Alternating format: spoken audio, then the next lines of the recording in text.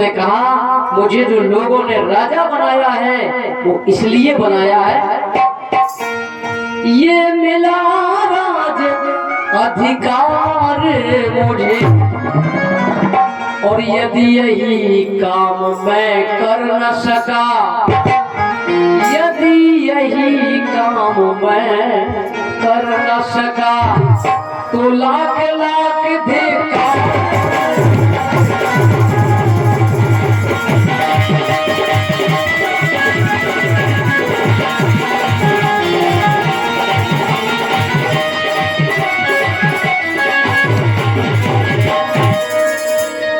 यदि यही कार्य मैं कर न सका तो लाख लाख धिक्कार मुझे।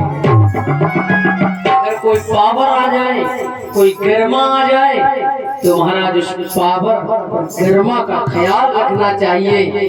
अच्छा, पद बहुत होते हैं, लेकिन एक पद होता है पति का पद। थोड़ा पति शब्द पर हम बता दें। जैसे बहुत पद है, उसमें पति देव का भी पद होता है। तो पति लोग माताओं से क्या आशा करते हैं? जितने भी पति हैं वो देवियों से आशा क्या करते हैं? बोले हमारी माताएं, बोले उन्हें से सिखाया जाता है तुम पतिव्रता हो, पति भक्ता हो, ये उन्हें सिखाया जाता है। अपने पर वही बात आई तो भेद छुपाया जाता है।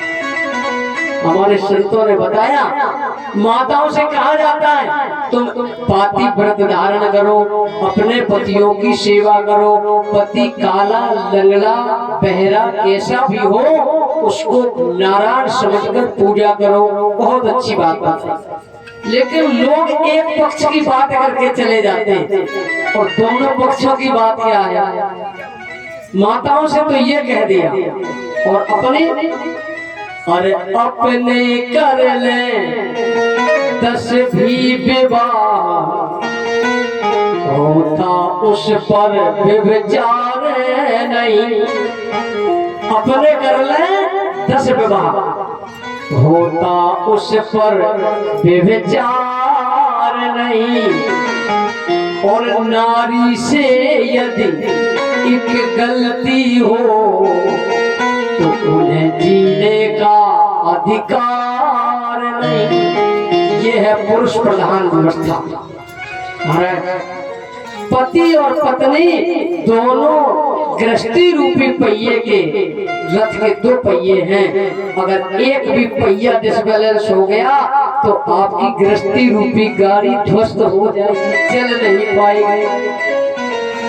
इसमें न कोई छोटा है न कोई बड़ा है, दोनों समान हैं। और दोनों पहिए रथ के जब समान चलते हैं तो हमारी गृहस्थी रूपी गाड़ी बहुत आगे निकल जाती है।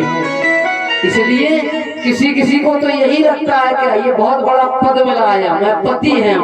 महाराज पति बहुत बड़ी बात है, लेकिन पति कौन बन सकता है? जो अपनी पत्नी का बहुत ख्याल रखे, बहुत सम्मान करे। अब पता लगे कि शराब पी के शाम को डेली महाभारत हो रहा है घर में,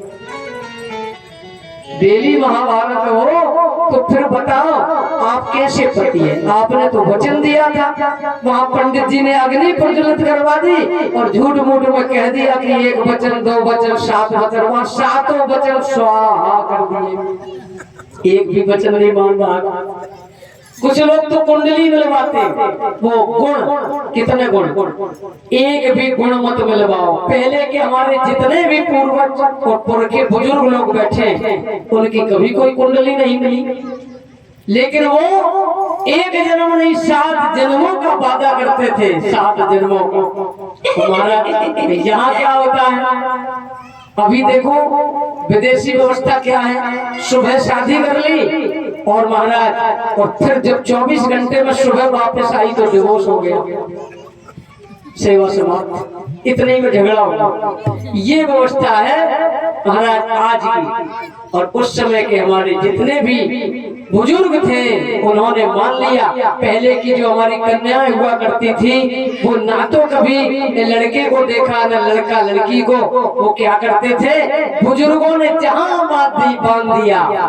बोले पहले के लिए बताया गया, बिटिया कहती है पापा मैं तो आपके खोटे की एक गाय हूँ, जहाँ भी बांध दी जाती थी वही वो गाय, मैं तो आपके आंगन की एक चिड़िया हूँ और ये चिड़िया को जहाँ पहुँचा दिया जाता है। महाराज उस समय की ये व्यवस्था थी। अब तो लड़का कहता है हम स्वयं देखेंगे जाके लड़की कैसे।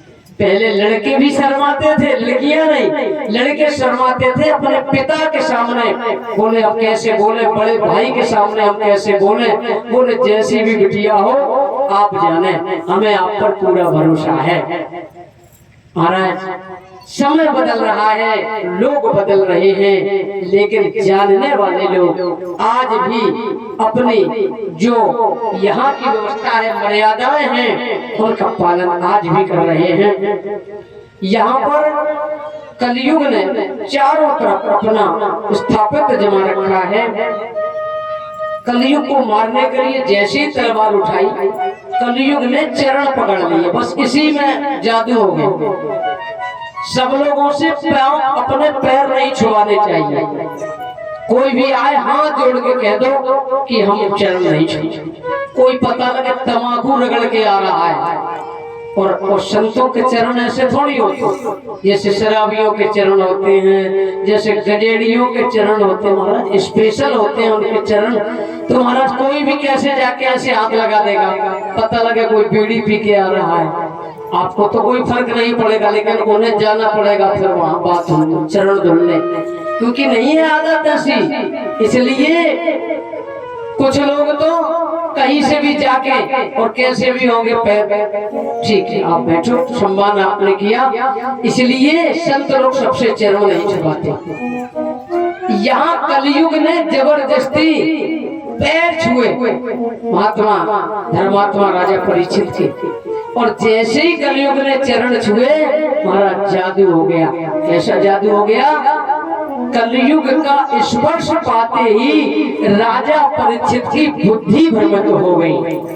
जब कोई भी संत हमारे पास से गुजरता है तो उनसे आने वाली हवा भी जब हमें टच करती है तो हमें बड़ी शांति मिलती है, और कोई दुष्ट व्यक्ति हमारे पास से गुजर जाए तो महाराज हमारा मन भी अशांत हो जाता। उसमें ऐसे परमाणु, ऐसे वाइब्रेशन होते हैं। कोई बीमार व्यक्ति महीनों हमारे घर में रहे तो बीमारी के कण छोड़ जाता है। इसी तरह से कोई संत हमारे घर में बैठ के जाप करे तो महाराज वो सारे कष्ट आदि व्याधि हमारे घर की समाप्त हो जाती है।